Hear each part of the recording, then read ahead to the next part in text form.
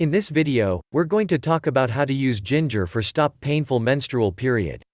On the first day of a woman's period, a big change happens in the uterus.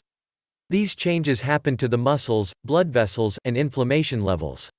This is due to hormone-like compounds called prostaglandins. Prostaglandins help regulate inflammation when tissue is damaged.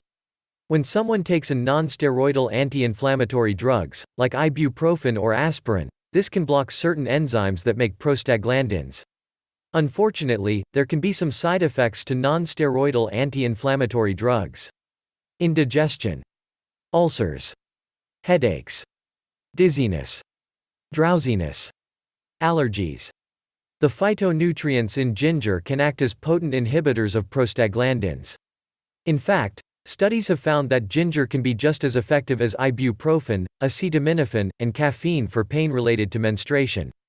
Of course, ginger doesn't carry the same side effects as medications do. It can even support your digestion. Ginger seems to be an even more effective remedy for menstrual cramps if you have it at the beginning of your period. Thanks for watching. I hope this helps you better understand the interesting benefits of ginger.